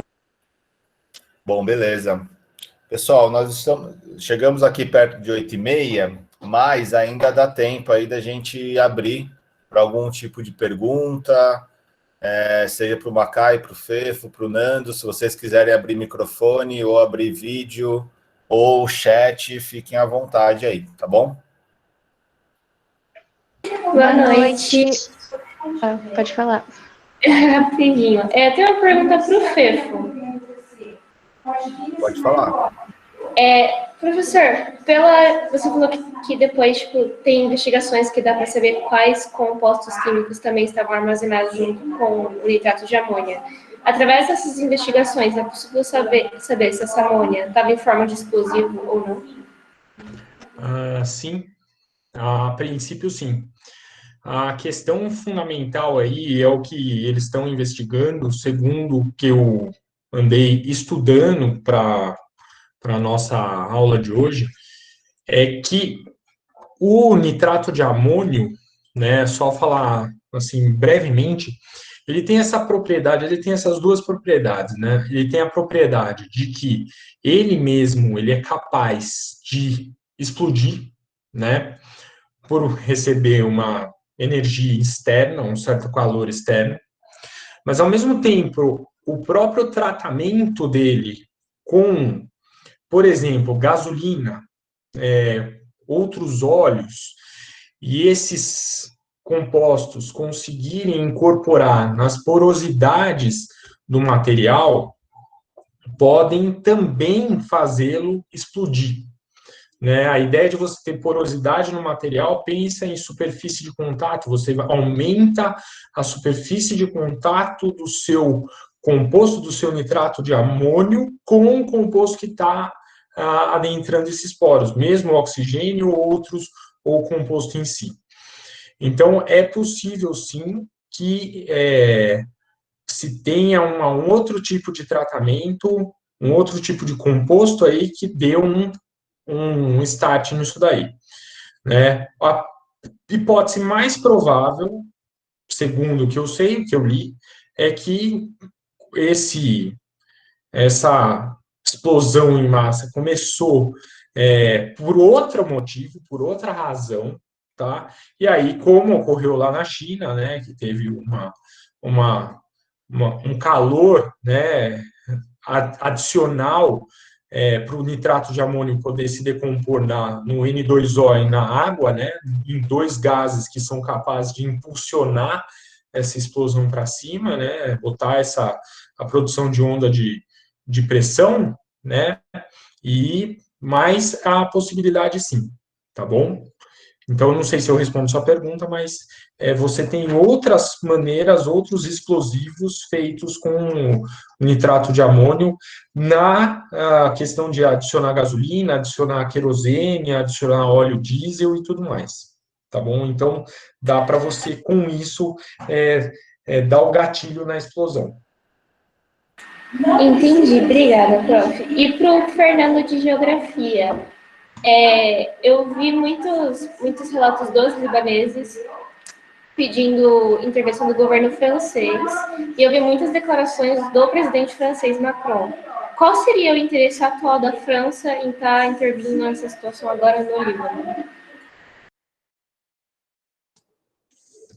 Bom, vamos lembrar que a questão da França, embora ela tenha perdido, digamos assim, um protagonismo, né, inclusive digamos, na Europa, né, ela ainda tem as suas influências, né, tanto no norte da África quanto no Oriente Médio.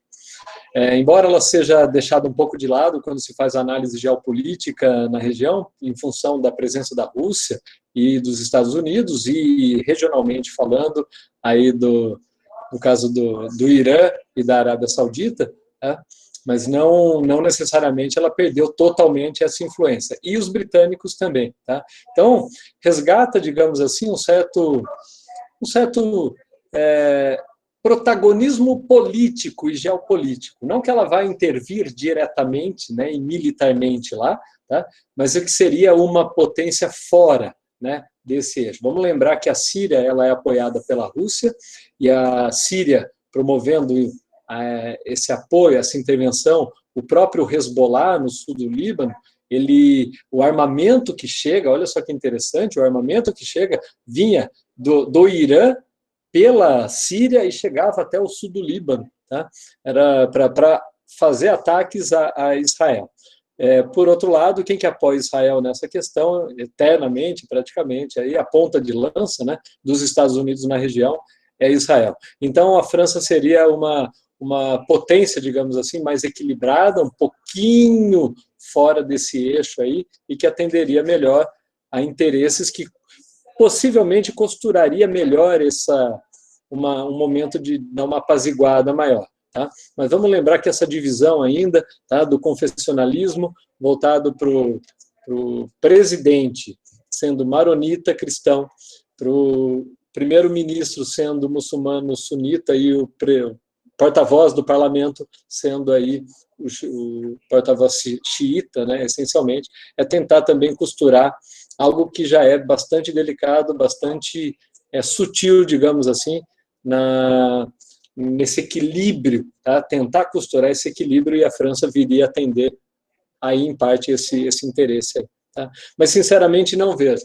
Vejo que Israel, né, não vejo como, na verdade, você conseguir, num curto prazo, e até no médio prazo, um momento mais tranquilo. Vamos lembrar, o Líbano é um país, tem soberania. O país que é mais ameaçado pela presença do Hezbollah é Israel. Israel não vai abrir mão da autodefesa. Tá? E aí nós temos um problema. Tá? Eu não sei se tem solução, tá?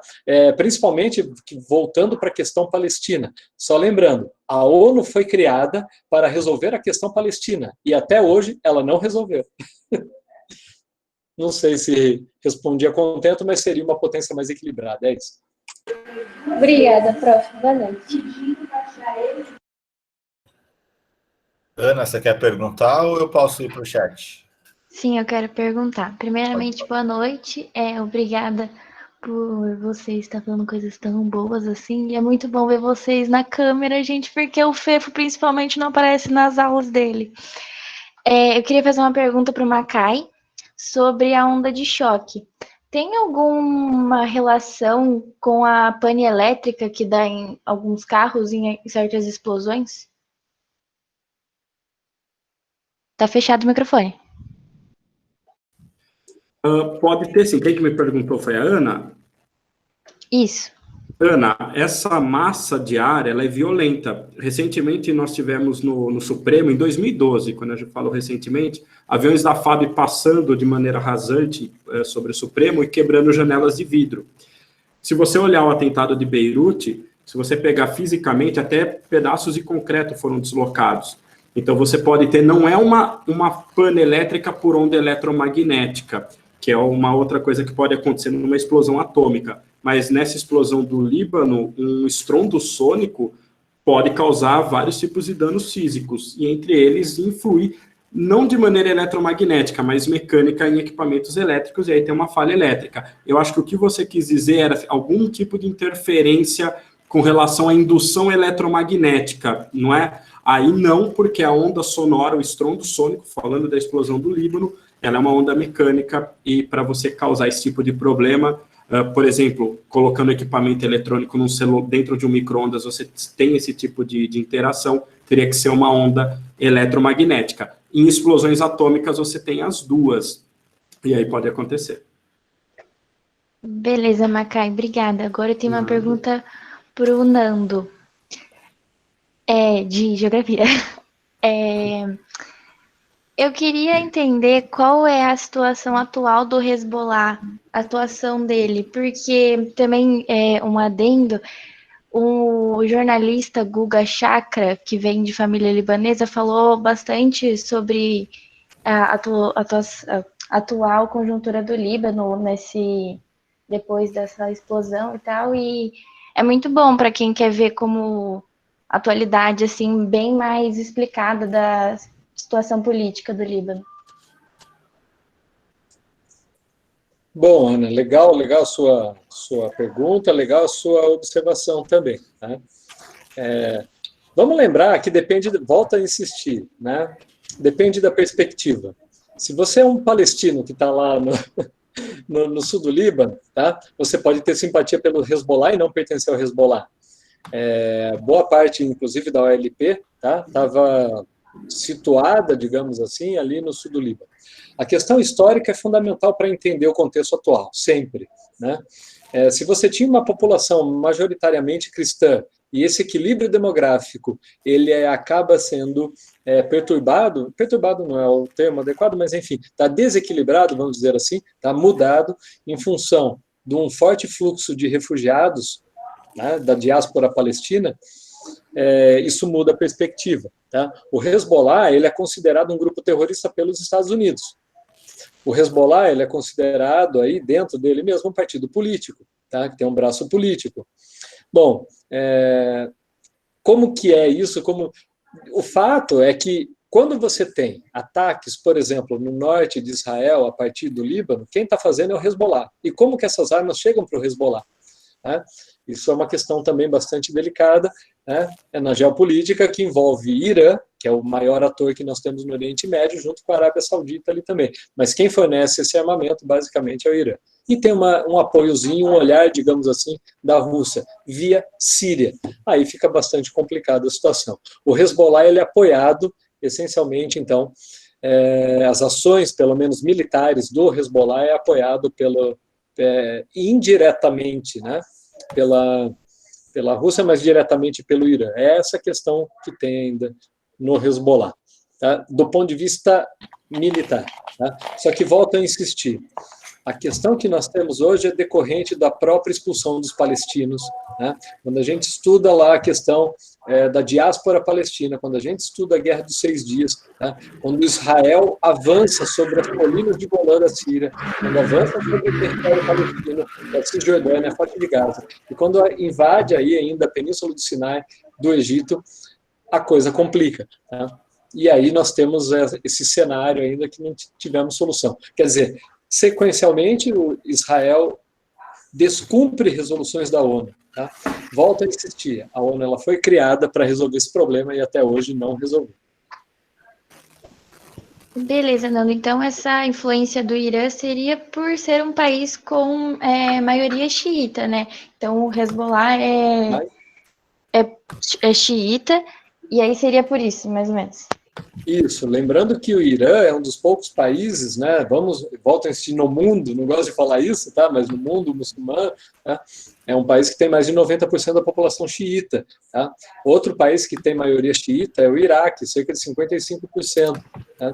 A Armênia também. O Iêmen também, aliás, excelente questão, obrigado por lembrar, Ana. O que a ONU classificou ano passado como a maior crise humanitária que a humanidade estava vivendo e não foi lembrado por nenhum vestibular. Cara, eu fiquei horrorizado. Eu acho que a minha turminha, ela errou por não fazer uma questão, uma única questão, sobre a maior tragédia humanitária que o mundo viveu em 2009, que foi a tragédia dos Houthis, tá? Apoiados pelo Irã, tentando tomar o poder, que aí o Iêmen é uma área de influência da Arábia Saudita, né? Então, talvez seja lembrado nesse vestibular, mas enfim, fiquei muito decepcionado pela minha turminha ter esquecido.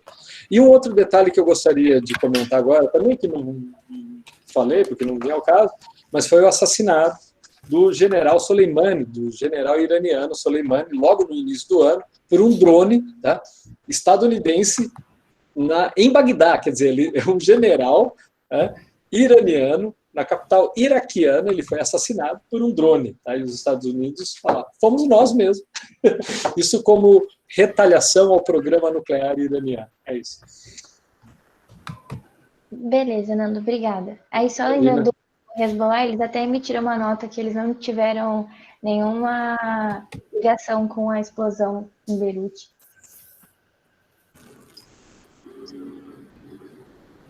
Beleza, Ana, obrigado. Oi. Boa noite. Pode falar, Duda. Saudade de vocês, primeiramente. Muito bom ver todo mundo, que nem a Ana falou. E eu tenho uma pergunta para o Nandão. Nando, a questão que você falou dos 3 cargos principais do governo serem um para os cristãos e os xiitas e sunitas, essa questão, ela ficou equilibrada ou você ainda tem muita disputa religiosa nessa região do Líbano? Tá. Excelente a pergunta. Vamos lembrar, volto a insistir, né? Você tinha uma composição, então, religiosa, vamos dizer assim, até meados dos anos 60, isso foi desequilibrado a partir da diáspora palestina. Tá? E isso comprometeu aquele jogo de força chamado confessionalismo. Tá? Guardem isso aí, que talvez apareça por aí em vestibular, tá bom? Mas é a divisão do poder em relação a isso. Vamos lembrar que nos anos 90, para encerrar a guerra civil, né, no Líbano, foi criado essa divisão. Mas vamos lembrar que na contemporaneidade também fica bastante difícil. Esses grupos, eles não morrem de amores uns pelos outros, né? E aí fica bastante complicado. Haja vista, joga para temperar ali o Líbano os interesses das potências externas ali. No caso, o Irã, né? E também aí um pouco da Arábia Saudita na região. Volta a insistir, quem domina, regionalmente, geopoliticamente, os 2 maiores atores. Embora você possa falar assim, nossa, Israel tem bomba atômica. Tá? A bomba atômica, historicamente, turma, ela serve para falar, não me encham o saco. Tá? O único país que utilizou, e num contexto de guerra ainda, foram os Estados Unidos contra o Japão, tá? E nunca mais foi usado. Durante o contexto da Guerra Fria, né?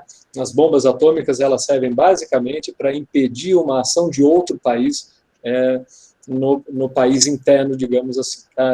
Em assuntos domésticos, digamos assim. Tá? Então, a ideia é essa, a partir de 1990 você tem um equilíbrio, tá? Só que esse equilíbrio é muito tênue, isso pode ser quebrado rapidamente. O Hezbollah pode promover uma ação na fronteira junto com Israel dá uma retalhada de força desproporcional, e assim vai, tá? E isso é o que vocês vão ver acontecer, tá? Uma ação isolada, não estou, por favor, minimizando aqui um ato terrorista, lembrando que um ato terrorista, uma ação terrorista é sempre uma ação do mais fraco contra o mais forte, e não estou aqui, por favor, defendendo o terrorismo, por favor, tá? Mas é uma constatação apenas e que foi feita por um cara chamado Hobsbawm, não foi por mim, é uma ação do mais fraco contra o mais forte, tá?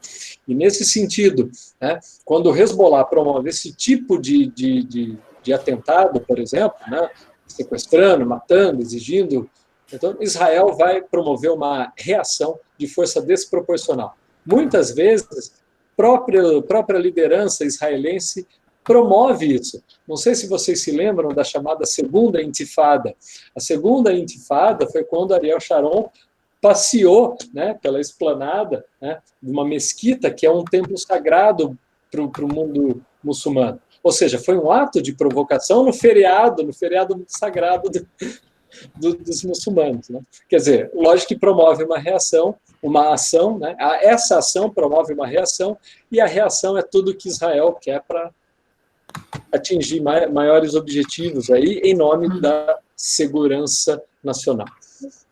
É isso. Ale, Oi. posso fazer um adendo ao meu comentário da pergunta da Maria Eduarda, que eu estava checando aqui algumas coisas, rapidinho a respeito da possibilidade de você ter outro composto junto com o nitrato de amônio, que eles, só para reforçar, o nitrato de amônio é praticamente certo a presença dele por conta inclusive da coloração da fumaça, daquela fumaça laranjada que você tem. Tá? E ela é uma explosão dada com outros subprodutos, como uma queima, por exemplo, de uma madeira que vai gerar uma fumaça preta associada ao carvão, não é o caso que tem lá. Mas existem pistas sobre a possibilidade, por exemplo, o nitrato de amônio para fertilizante, eles colocam alguns compostos para tentar estabilizá-lo mais, porque ele é um pouquinho instável, ele não vai explodir do nada, mas ele, como a gente sabe, ele é instável. Tá? Mas existem alguns estudos que falam da possibilidade da presença de um composto chamado nitropil, tá? Junto com nitrato de amônio, e o nitropil é um composto usado para fazer, junto com nitrato de amônio, para fazer explosão em minas de carvão. E a possibilidade, tem algumas fotos de alguns grupos que podem indicar em algumas mídias, não se sabe o quão confiável é, sobre a presença desse nitropil junto com o nitrato de amônio. Só isso que eu queria falar. Beleza, Fefo. Pessoal, tem uma última pergunta aqui no chatzinho, não sei se o João está aí ainda, mas eu acho que é uma pergunta um pouquinho mais genérica, assim, de estratégica para vestibular, né? Não sei se você chegou a ler no chat. Ele perguntou assim: é mais vantajoso estudar toda a história dos principais países do Oriente Médio ou somente os conflitos e processos políticos que os mesmos se envolveram recentemente, né? Daí está falando mais especificamente pensando na FUVEST. Tá. Primeiro, a questão contemporânea, a questão que é colocada na mídia, a questão que aconteceu, é importante saber. Né? Então, esse aqui é fundamental. Mas, por exemplo, a primeira fase não vai perguntar uma coisa desse tipo. A primeira fase, se for muito elaborada, vai pedir uma questão que volta à questão palestina. Né? Se for aí uma questão mais que está caindo, mais corrente, vai cair localização de países, localização de pontos estratégicos. Por que o Oriente Médio chama tanta atenção assim? Tá? Então, eu não concentraria na história de cada um, etc., porque é muito desgastante, complexo, tem pormenores que os vestibulares não vão chegar nem perto de pedir, nem na parte de geopolítica e nem na questão de história. Tá? Então, o importante é estar antenado, digamos assim, no que aconteceu, como essa parte, digamos assim, da aula, né, que a gente comentou aqui, tentar prestar atenção numa possível interdisciplinaridade, mas nos pontos básicos. Lembra lá da questão da Guerra dos 6 Dias? Isso é fundamental. Tá? Também da Guerra do Yom Kippur. Né? As 4 grandes guerras, eu diria, mas as 3 principais, tá? Guerras para entender o Oriente Médio na questão palestina, e entender por que existe o Hezbollah. Só fazendo outra observação, tanto o Hezbollah quanto o Hamas, que é um grupo que controla ali, o Hamas é sunita, tá? Diferentemente do Hezbollah.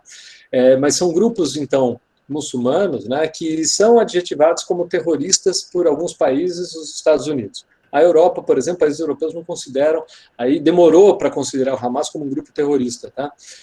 Foi um grupo de resistência. Mas as duas organizações, tanto o Hezbollah quanto o Hamas, não reconhecem o direito de existência de Israel. ok? Então, isso fica bastante complicado. Voltando à pergunta anterior sobre a questão do Hezbollah, tal, etc., tá? Eles não aceitam a existência de um Estado aí de Israel na região. Inclusive, o Hamas remete ao Estado de Israel como entidade sionista, tá?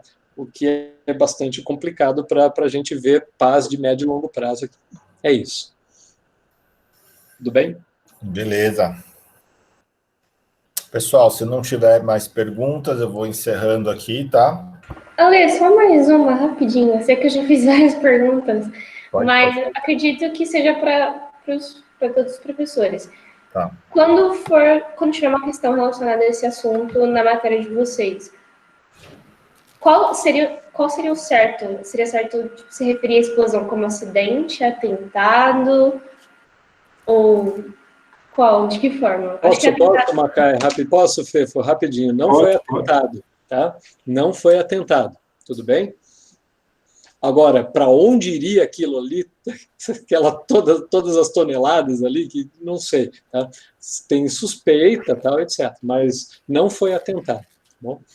Não sei como que o Macai e o Fefo veem.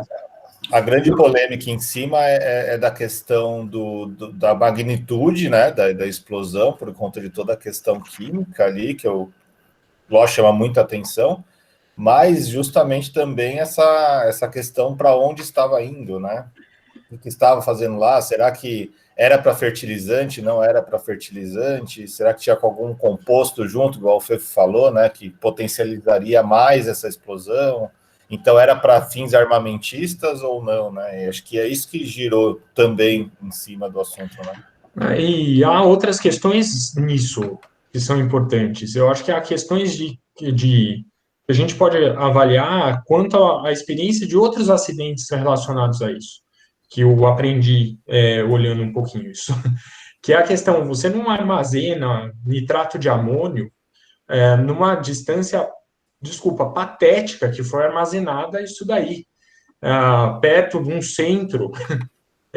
Isso é um absurdo.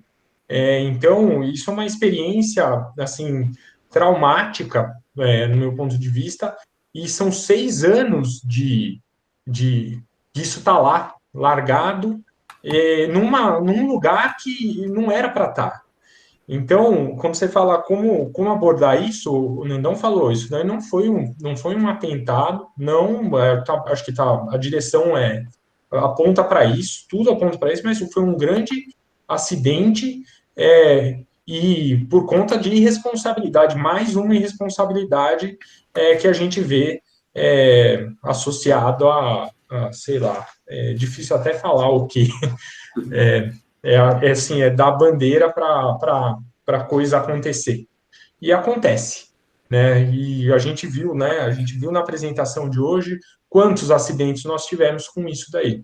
Então, enfim. Então, a gente acha que o destino disso, né? O destino, para onde iria? Ninguém sabe, né?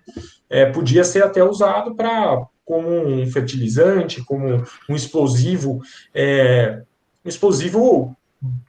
bom, importante, porque já se usou nitrato de amônio, inclusive para explodir parte da Fonte Nova, lá na Bahia, né, como componente de explosivo. Então, ele podia ser para um bom fim, mas não nas condições como estavam, né? Obrigada, profs. Imagina. Pessoal, eu acho que qualquer outras dúvidas que surgirem aí, né? Aproveitar aí os plantões também, se for o caso, eu acho que dá para aproveitar, e tem muita coisa aí que vocês acabam tendo como matéria mesmo, né? Então, aqui era mais a ideia de passar essa visão interdisciplinar para vocês não ficarem presos numa única visão ali do acidente, enfim, tá bom? Se precisar aí, vocês procurem os professores. Pessoal, eu vou parando a gravação aqui, queria agradecer o Fernando, os Fernandos, né? Os dois Fernandos, o Macai. Valeu. E agradecer a vocês também pela participação. Amanhã teremos a live sobre o Covid-19, tá? e a gente vai interdisciplinar com literatura, com Quincas Borbas e Campos Geral, que é da literatura obrigatória da FUVEST, e também vamos interdisciplinar com matemática, tá? Então, é uma visão um pouquinho diferente aí do que apareceu na maioria das lives em mídia, que você já deve ter visto um monte aí. E o próprio Cícero já falou um pouco sobre Covid aí no diurno, acredito que o Eduardo deve falar daqui a pouco também no noturno, né? Beleza? Beleza. Prazer foi gente. meu. Obrigado, prazer te ver, Fernando, Paulo, Prazer. Alexandre, valeu.